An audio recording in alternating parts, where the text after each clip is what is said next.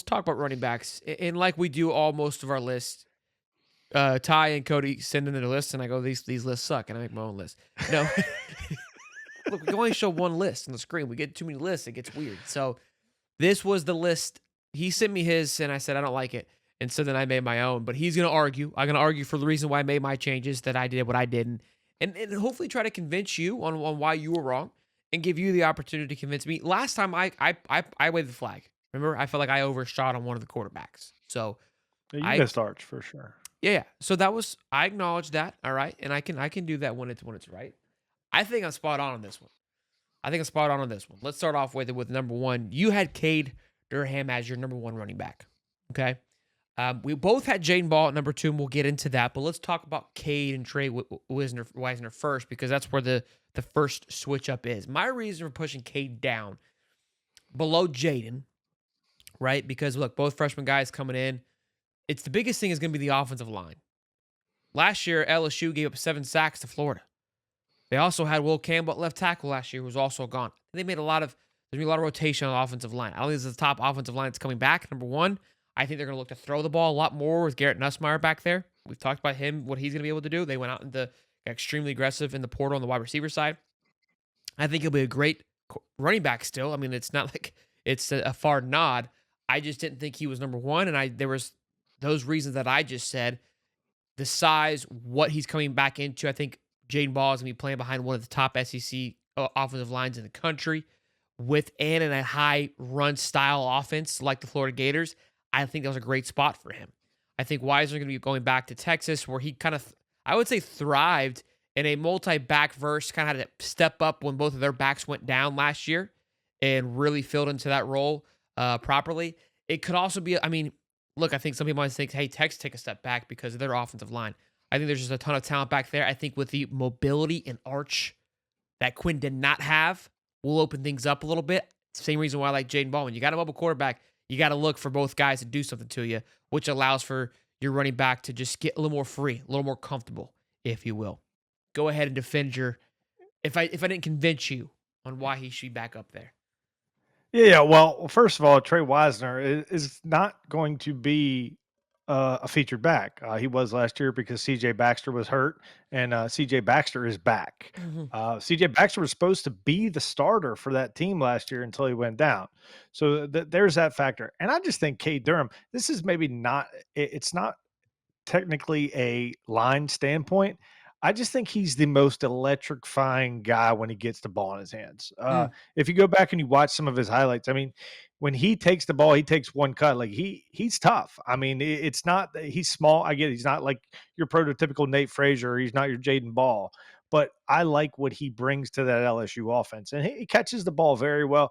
I just think he fits their scheme very well, and I think he's electric with the football in his hands. He's a very tough runner for his size too.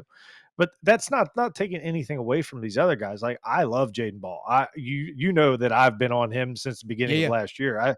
I said this guy is the most patient running downhill. He always falls forward.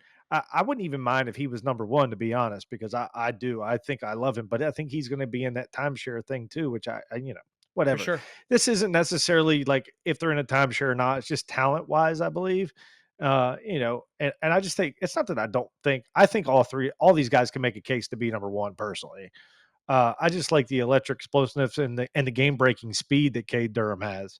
I like what Jaden Ball brings and how he's patient and he just finds the hole and he gets the extra yards and he falls forward and he does all those. To Rocket Money, one of our sponsors for today's show. You sign up for something, forget about it after the trial period ends, then you're charged month after month after month. The subscriptions are there, but you're not using them. In fact, I just learned that 85% of people have at least one paid subscription going unused each month. Thanks to Rocket Money, I can see all my subscriptions in one place and cancel the ones I'm not using anymore. And now, I'm saving money. Listen, y'all know we love Rocket Money here at Hightop Sports. We talk about them quite oftenly for a handful of reasons. Number one, because you're able to monitor your subscriptions. Number two, which I always love, is that you can cancel your subscriptions through the app, which is fantastic versus having to log in, see which app it is. You see it all in one place, and you can click it through the app, and they will handle the dirty work for you.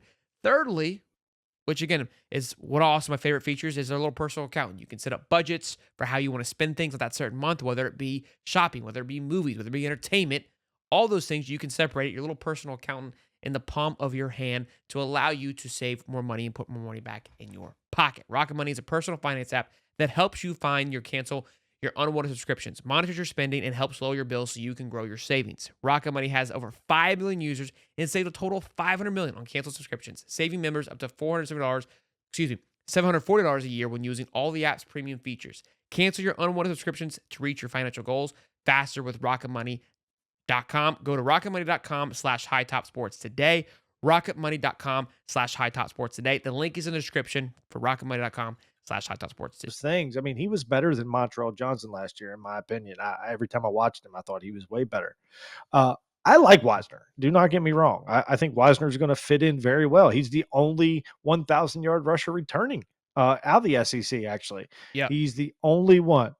Um, and I think a lot of it had to do with that offensive line. But, and you lose a top 10 NFL draft lineman to the league. I'm not saying it has an effect because Texas is going to put their line out there and they're going to do their thing.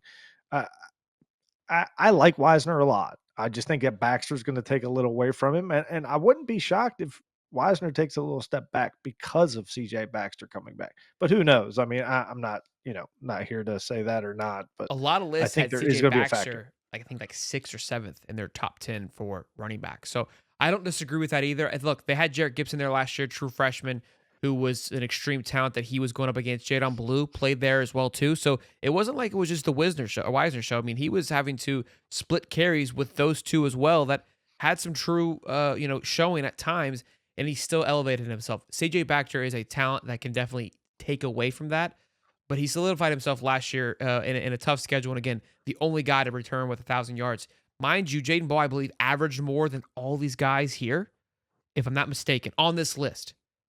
On this list. I might be off on that fact there. Kind of want to check now. Kadem had 5.4. I want to say he had 5.8.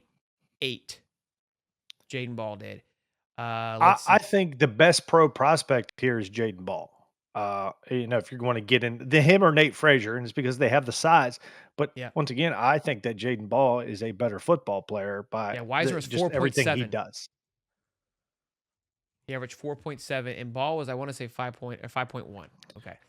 I like it's not that I don't think It's okay. It Wisner's was number more, one. actually. I just don't even think he's number one on his roster. I don't even know if he's number two on the roster of Texas because that freshman is from last year. He is a football player. I mean, Jarek? there is no getting hurt. Jarek, he can play. I mean, he beat him out last year. There's But yeah, look, it'll be interesting to see. I think it's because of what he was able to do is why a lot of people have him on his top list. But I agree with you. This one is tough because I don't want to be biased with Jaden Ball. There's my reasons for Cade. We can dive into four. I like Nate Frazier a lot. I think Nate Frazier played out of his mind last year. I think this offensive line does take a step back. However, Cole Kublik has them ranked number one as his number one offensive line coming back. Obviously, they're able to just to recruit talent after talent after talent. I think the quarterback play obviously plays a factor into that. I think they're probably upgrading from Beck to Stockton. And maybe they get back to their old ways a bit. They've been trying to throw the ball more, this Georgia team. But Nate Frazier's played alongside, uh, obviously, an NFL running back and Trevor Etienne, who just got drafted and obviously went much higher than I think I anticipated. Good for him. Averaging 5 a clip, 671 yards, 8 touchdowns. Again, sharing with a very communal back. And that was Trevor's job. I mean, that was him. But Nate Frazier came in and they didn't miss a beat. So I'm really excited to see what he's able to do outside of, a couple weekends a year for Georgia. But I think he'll do really well there. And I think you had him fifth. I think this is a healthy spot for most people for Nate Frazier's. Yeah. Listen, there's so many good backs in the SEC this year. There's no getting around. It's hard to make a top five list in all truthfulness, but Nate Frazier has that size. He has that speed that all the NFL scouts will be looking after. And he plays in Georgia, and Georgia produces running backs. I mean, they just do. I mean, if you go back and you look at their history, it's no, all the way going all the way back to Terrell Davis. I mean, Terrell Davis wasn't even on.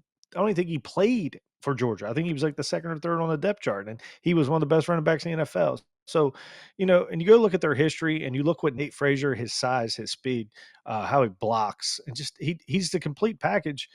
Uh, like I said, you can make a case for any one of these guys to be number one. I just think it is a talent full of. It's just a big talent pool in the SEC when it comes to the running back room. I put Amari Daniels here. You had Jay Knott in your top four for Oklahoma, the transfer from California. And I'll let you talk about that. I like Amari Daniels here simply just because of what he was able to do last year. I think this A&M line is healthy as well. I think it's a top line in the SEC, and I think that he'll just quietly get it done. Again, he doesn't necessarily pack the star power as these four right here that we're talking about, and maybe Op kind of pulls through, and there's a couple on that Texas lineup that could probably pop as well. I didn't want to put double. I mean, you could arguably put maybe another Texas guy on this list, or even look Jacoby Jackson at Florida. He rushed for over 500 yards last year, and he really didn't get started until Montrell went down. We had a 3 committee back last year with Trayon Webb going down, and then Montrell and Jacoby didn't really get his engine going until the end, and he's a JUCO transfer that could really get the ball rolling. So there's those two teams up top there are talented in that running back room. But talk to us about Ott on why you think he should have top five. Jaden Ott last year at California, I mean, he didn't have the season that everyone thought he did, but it was injury riddled. I mean, it's hard. It's hard. Like you're running back, you get beat up, you get hurt, and then your numbers drop, and then all of a sudden people don't think you're as good as you are. I've watched him from the year before. He had 1,300 yards rushing, and I can tell you, he was one of the most talented running backs I'd ever seen. He just understood the game. He was patient. He knew how to get through the hole. He could catch the football. He did all the things. And what I like about him this year is I'm telling you, this Oklahoma team is better than people are giving him credit for. Uh, Between him and Mater, them two are going to make that team way better than that 6-7 record they had last year.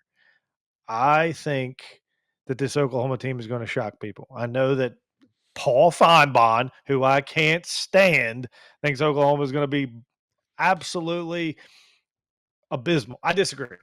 I think the only thing that held them back last year was quarterback play, and they have a way better one in place this year.